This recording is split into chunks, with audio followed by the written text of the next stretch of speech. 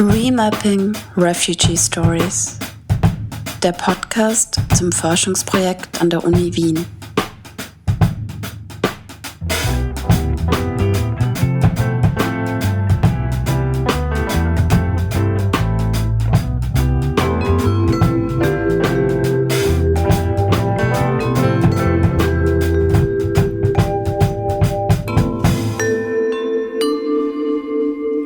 Viele geflüchtete Menschen erleben vor und während der Flucht schwere traumatische Ereignisse. Was danach kommt, ist nicht unbedingt einfacher.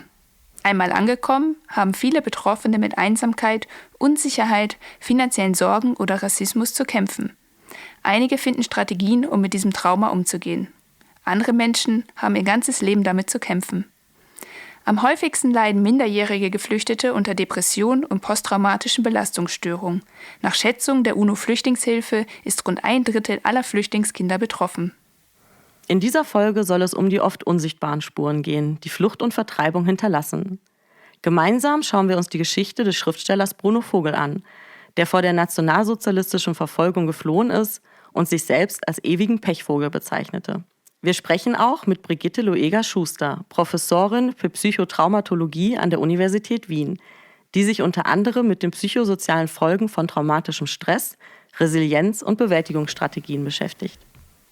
Ich sehe. Ich bin wohl in eine verkehrte Welt gekommen. Hier ist so sonderbar. Diese Passage stammt aus einem Gedicht des norwegischen Dichters Sigbjørn Obstfelder und wurde noch im hohen Alter von Bruno Vogel zitiert.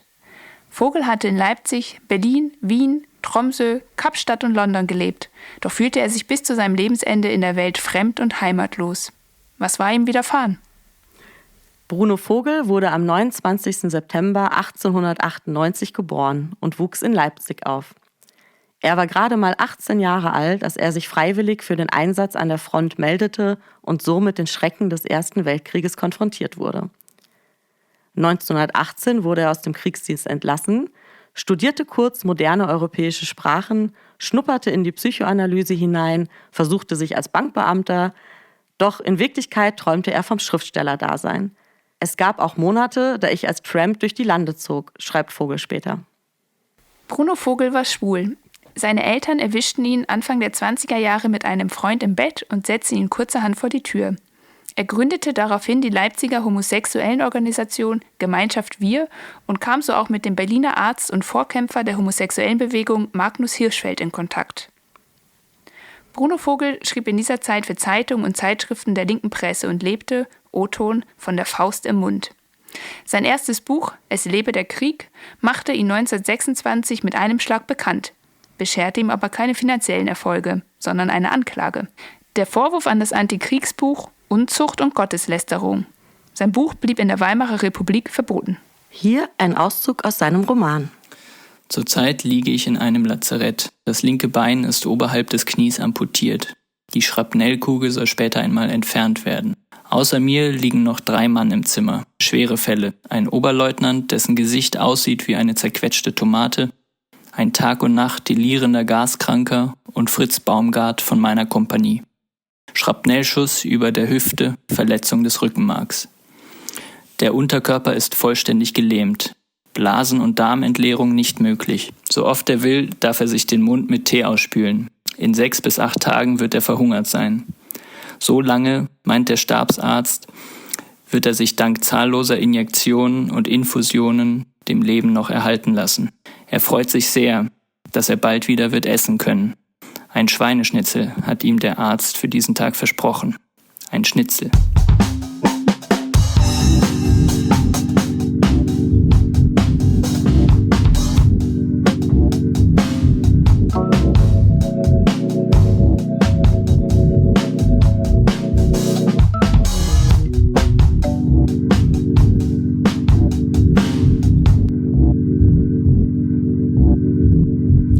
Im Sommer 1931 zog es Bruno Vogel schließlich nach Wien, der Liebe wegen. Gemeinsam mit seinem Partner war er in anarchistischen Kreisen unterwegs und verkehrte häufig in der Genossenschaft Heimhof. Als engagierte Sozialdemokraten gerieten die beiden in das Visier der Nationalsozialisten, sodass sich Vogel und sein Freund Otto Böhlmann 1933 erneut auf den Weg machten. Über die Schweiz und Frankreich zog es die beiden nach Norwegen, wobei das Ziel wohl von Anfang an nicht wirklich feststand, sondern, wie es für Fluchtgeschichten charakteristisch ist, eher zufällig war. Zu den wenigen Dingen, die Bruno Vogel auf der Flucht bei sich hatte, gehörte seine Schreibmaschine.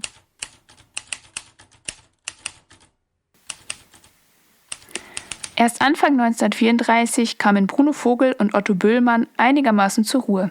600 Kilometer nördlich des Polarkreises. Es war eine schwierige Periode. Keine Arbeitserlaubnis, Hunger und im Tromsø, wo wir uns nach Wochen niederließen, bittere Kälte. Weiserweise floh mein Freund noch im Besitz eines gültigen Reisepasses nach England, wo er gesetzwidrig in einer Knappe Tassen und Teller wusch, und dann nach Südafrika, wo ihm das ökonomische Glück zu lächeln begann.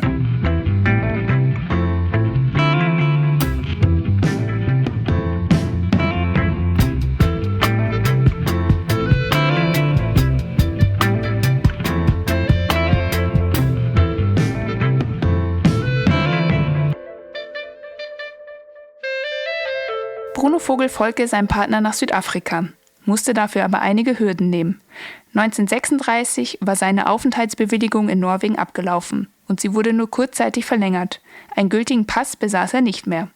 Nur durch Unterstützung von außen erreichte er schließlich Südafrika, wo er als freundlicher Feindesangehöriger galt. Aufgrund seiner freundschaftlichen Kontakte zu Schwarzen geriet er in Johannesburg erneut in politische Schwierigkeiten. 1953 verließ Bruno Vogel Südafrika und ließ sich in London nieder. Doch heimisch wurde er auch hier nie. Gesundheitliche und finanzielle Probleme machten ihm das Leben schwer.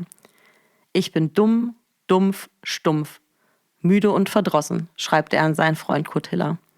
In einem anderen Brief heißt es: Hier ist alles mir widrig und das meiste davon auch widerlich.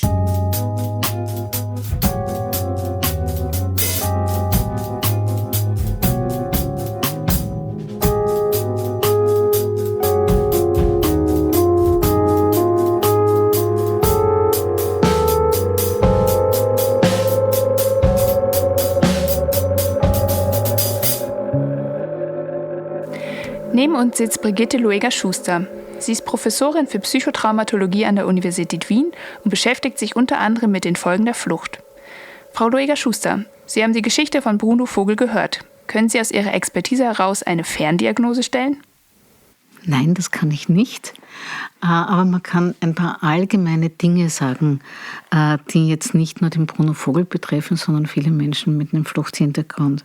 Es ist eine große Müdigkeit oft vorhanden, es ist eine große Resignation vorhanden und es ist bei vielen das Gefühl vorhanden, dass sie nie richtig ankommen oder ankommen können, weil das Leben fern der Heimat einfach nochmal zusätzliche Barrieren stellt. Das ist die Sprachkompetenz, das ist der Umgang mit der neuen Kultur und das ist das Gefühl, auch nicht wirklich willkommen zu sein. Das ist damals so gewesen und ist heute in vielen Ländern nicht anders. Das heißt, viele der Symptome, die Bruno Vogel beschreibt, sind universell und treten bei bzw. nach der Flucht auf. Inwiefern kennen Sie das aus Ihrer Forschung? Diese Symptome oder dieses Bündel an Symptomen, das in der Geschichte von Bruno Vogel beschrieben wird, sind wirklich universell. Wir hören das von vielen, mit denen wir in unseren Studien gearbeitet haben, beziehungsweise zum Teil noch arbeiten. Wir hören aber auch noch zusätzlich dann, wenn es wirklich dramatische Expositionen gab, also wenn man zum Beispiel im Herkunftsland Gewalt erlitten hat, wenn man während der Flucht zum Beispiel bei der Fahrt über das Meer Unfälle miterlebt hat, wenn man geschlagen wurde, dann sind das traumatische Expositionen, die dann vielfach in einem Erinnerungskuddelmuddel sich drehen. Wir nennen das dann Flashbacks. Also man flasht zurück in die Situation und zwar so, als wäre man genau wieder in dieser Situation. Also man wacht zum Beispiel mitten in der Nacht auf und hat das Gefühl zu ertrinken, obwohl man sicher im Bett liegt und weiß, es kann nicht sein.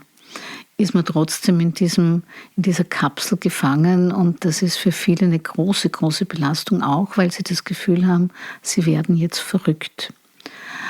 Und dieses Gefühl, verrückt zu werden, ist etwas, das man nicht mit anderen teilen kann, weil in der Herkunftskultur bei vielen Menschen, die Fluchthintergrund haben und in Europa gelandet sind, die Kultur es nicht erlaubt, über psychische Probleme zu sprechen, denn damit ist man dann aus der eigenen Kultur heraus sofort stigmatisiert und wird zu einem noch größeren Außenseiter oder zu einer noch größeren Außenseiterin, sodass eigentlich kaum je darüber gesprochen wird. Das heißt, wir haben in der Psychologie das große Problem, diese Menschen auch mit Psychotherapie zu erreichen. Nicht nur Menschen, die traumatische Erfahrungen direkt gemacht haben, leiden darunter. Manchmal Jahre, manchmal ein Leben lang, manchmal über das eigene Leben hinaus. Dass traumatische Erfahrungen Generationen überdauern können, zeigt zum Beispiel der Terroranschlag auf Israel am 7. Oktober 2023. Neues Leid ist an diesem Tag entstanden. Vergangene Traumata sind wieder hochgekommen. Werden Traumata transgenerational vererbt? Das ist eine sehr, sehr komplexe Frage, die Sie da stellen. Sie werden jedenfalls wieder erweckt. Also wenn so etwas passiert, so etwas unfassbar Grausames wie der 7. Oktober im letzten Jahr in Israel, dann werden die Erinnerungen wieder sehr, sehr lebendig.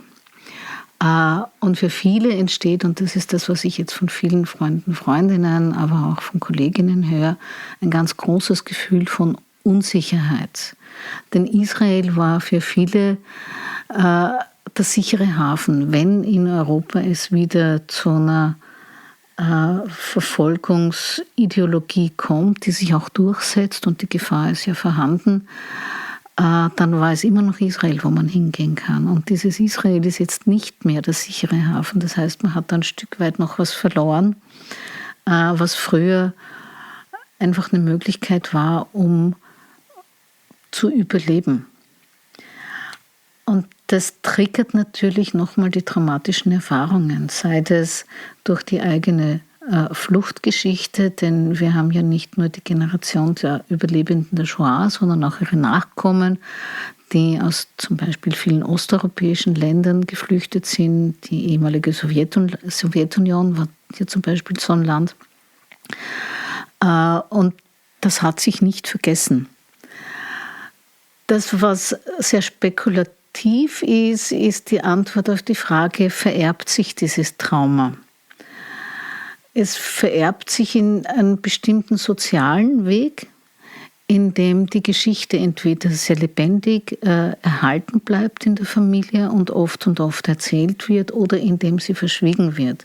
Da gibt es ja unterschiedliche wissenschaftliche Befunde und man kann bis heute nicht sagen, was besser ist, gar nicht zu sagen, dass die Großeltern etwa im Holocaust nicht umgekommen sind, aber massive Gewalt erlitten haben, den Horror des Lebens durchstanden haben, oder ob es besser ist, diese Geschichte der eigenen Familie lebendig zu erhalten.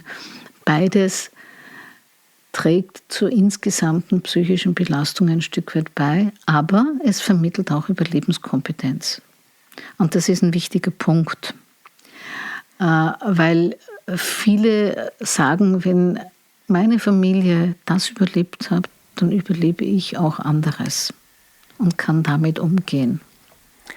Gemeinsam mit Ihrem Team haben Sie eine psychologische Intervention für geflüchtete Menschen unter die Lupe genommen und weiterentwickelt. Können Sie uns mehr über dieses Projekt berichten? Die Intervention heißt Problem Management Plus und wir haben sie zu dem adaptierten Problem Management Plus weiterentwickelt. Das war ursprünglich eine Intervention, die von der Weltgesundheitsorganisation, der WHO, gemacht wurde, um Laien weiterzubilden, zu trainieren, damit sie mit anderen Menschen in Massenflüchtlingslagern ein Stück Problemmanagement ganz einfach zu betreiben. Das heißt, ihnen ein Stück weit Kompetenz im Umgang mit diesen schwierigen Situationen zu vermitteln. Und da ging es um Themen wie finde ich neue Freunde? Wie integriere ich mich sozial in dieser Großlagersituation? Also beispielsweise ist das untersucht worden in einem Lager von syrischen Geflüchteten im Libanon. Oder man hat ein Tool entwickelt, wo es um die Erhöhung der Selbsteffizienz ging. Das heißt, wie kann ich für mich besser sorgen mit meinen Handlungen? Oder wie kann ich mich entspannen und dadurch mehr Konzentration erwerben? Oder wie kann ich mich besser sozial vernetzen, um in der Gemeinschaft ein Stück Geborgenheit zu finden? Denn Geborgenheit ist einer der Schlüsselfaktoren, soziale Geborgenheit, die gegen weitere dramatische Entwicklungen, also Symptomentwicklungen, ganz gut hilft. Und wir haben dann noch weitere Entwicklungen gemacht, indem wir zusätzlich ein Modul angeboten haben. Die WHO hat ursprünglich 6 Module. Wir haben ein 7. Modul angeboten, das man sich aussuchen konnte, wo es beispielsweise ihr Umgang mit Rassismus oder Umgang mit eigenen Aggressionen waren da das Thema. Und die meisten haben sich dann mit den Konflikten, die sie halt im Aufnahmeland, also hier in Österreich haben, beschäftigt. Getestet, das heißt überprüft auf die Wirksamkeit, haben wir das an Menschen, die aus Afghanistan zu uns gekommen sind, weil das die größte Gruppe ist, die in Österreich, nach Österreich geflüchtet ist. Mit dem größten Tabu, um über die eigene psychische Situation zu sprechen. Und wenn man jetzt Problem Management anbietet, also Problemmanagement anbietet, dann ist das etwas, was man eher annehmen kann als Psychotherapie. Welche Lehren können wir aus der Geschichte von Bruno Vogel für das Hier und Jetzt ziehen? Ja, ich denke, dass es ganz wichtig ist, dass man Menschen, die nach Österreich flüchten oder die nach Europa flüchten, nicht als Störende ansieht, sondern dass man ein Stück wieder zurückfindet zu einem Willkommen. Denn die Menschen flüchten nicht, weil das so schön ist in Österreich, sondern weil es so schlimm ist im Herkunftsland. Und das zeigt auch die Geschichte von Bruno Vogel sehr, sehr genau. Der hat einfach wirklich schlimmste Dinge erlebt und musste gehen. Große Freude hatte er daran nicht. Er hätte ein gutes Leben in Deutschland haben können. Und so schließt sich aus meiner Sicht dann der Kreis vom Vergangenen zur Gegenwart.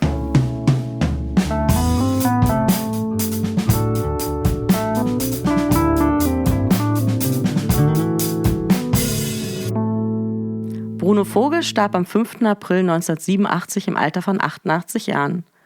Was uns von ihm geblieben ist, sind unter anderem seine literarischen Texte, die stets auch autobiografisch gefärbt waren. Sie gewähren uns einen Einblick in seine inneren Dämonen, mit denen er sein Leben lang zu kämpfen hatte. Und gleichzeitig steht seine Geschichte stellvertretend für das universelle Leid, das viele geflüchtete Menschen durchleben müssen, damals und heute.